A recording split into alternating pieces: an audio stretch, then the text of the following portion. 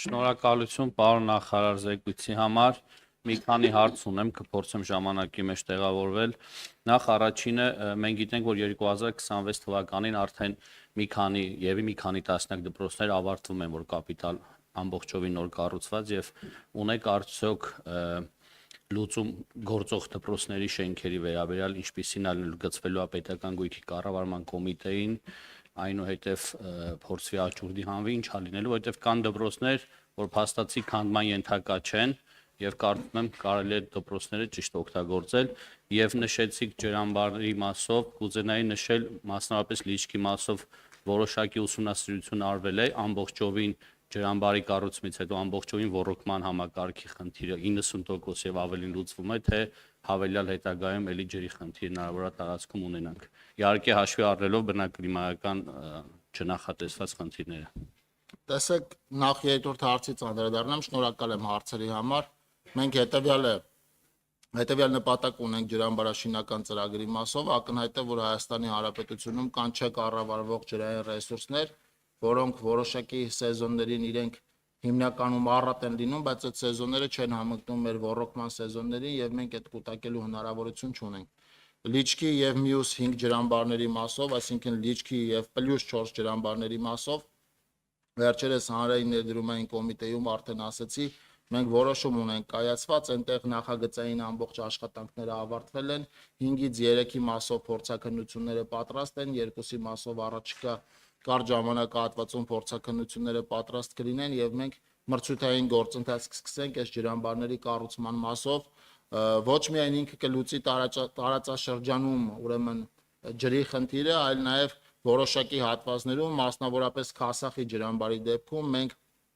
ինքը քանի որ հանդիսանում է Սևանա լճի ճնշման գոտում գտնվող տարածքների ոռոգման համար անհրաժեշտ ջրամբար, մենք պլանավորում ենք շարունակաբար Սևանից ջրառի ծավալը պակասեցնենք, իմիջիալոց օգտվելով առիթից, դա կարծում եմ գործընկերներից շատերին կհետաքրքրի, պարոն Ղազյանն էլ էր նախորդ անգամ, պարոն Ղազյան, մտահոգություն եք հայտնել Սևանի ջրի կառավարման մասով, պիտի ասեմ, որ մենք 30 միլիոն խորանարդ մետր լրացուցիչ ջրառի համար ենք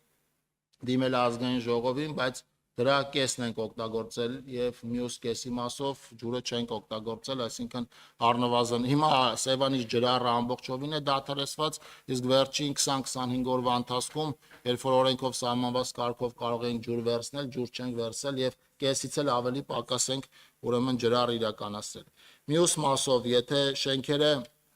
այն շենքերը, որոնք քանդման ենթակա են, մենք այդ շենքերը մեծ հաշվով քանդում ենք դպրոցներ կառուցելուց, այսինքն այդ շենքը քանդվում է եւ կամ դպրոցի համար բակային տարածք է ծառայում այդ շենքի տեղը։ Չենք քանդում այն շենքերը, որտեղ ուրեմն շենքը գտնվում է լավ վիճակում, այսինքն որպես այդպեսին սեյսմիկ խնդիր չունի։ Այդ շենքերը բնականաբար օրենքով սահմանված կարգով կցվում են պետական գույքի կառավարման կոմիտեին եւ օգտագործվելու են ըստ նշանակության։ Կլինեն դեպքեր, երբ որ համայնքը կդիմի մեզ այդ շենքը վերանորոգելու եւ այլ համայնքային կենտրոն որպես կամ համայնքային նշանակության այլ ենթակառուցված օգտագործելու, մենք պատրաստ ենք այդ հարցը քննարկել,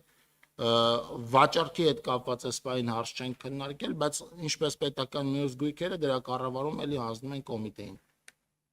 Այսքանը։ Ընտրեմ արձագանքն եք։ Շնորհակալություն եւ կուզենայի նշեք Գորիսի օդանավակայանի մասով ինչ որ գործընթացներ կան, որ հետագայում գործի թե չէ։ Ես հիշում եմ, որ Գորիսում եղած ժամանակ վարչապետը հանձնարարություն իջացրեց նախորդ տարածքային կառավարման նախարարին այդ մասով եւ վստահաբար դուք տեղյակ եք այս հարցի շուրջ, բայց կուզենայի առիթից օգտվելով հիշեցնել, որ Սիսիան համայնքի Իսրայելյան փողոցում կա խորհրդային շրջանի կառուցված շենք, որտեղ 8 ընտանիք են ապրում եւ դիմել են տարածքային կառավարման նախարարության իրենց օգնել, տարիներ անց են ողջել, որ այդ շենքը մասնավոր է, պետական չի եւ այդտեղ բնակիչների բնակվելու հետ կապված խնդիր կա, իմ ունեցած տեղեկություններով տարածքային կառավարման նախարարության ներկայացուցիչները խոստացել են այդ հարցը առաջնային դիտարկել լուծում տալ, եթե չեմ սխալվում 25 միլիոն դրամ փոխհատուցում ա ուզում սեփականատերը, շնորհակալություն կրկին անգամ զեկույցի համար։ Ես եմ շնորհակալ հարցերի համար, Գորիսի օդանավակայանի մասով եւ ոչ միայն քննարկումներ ունենք, բայց դեռևս վերջնական հստակեցում չունենք, շենքի հետ կապված հարցը կուսումնասիրեմ, բայց համանման դեպքերում, այսինքն համանման ամբողջ փաթեթը հիմա քննարկում ենք նաև փոխվարչապետ Տիգրան Խաչատրյանի գլխավորությամբ խոսքը վթարային շենքերի մասին է եւ առաջիկայում որոշ շենքերի մասով ուրեմն լուծումներ կտրվեն։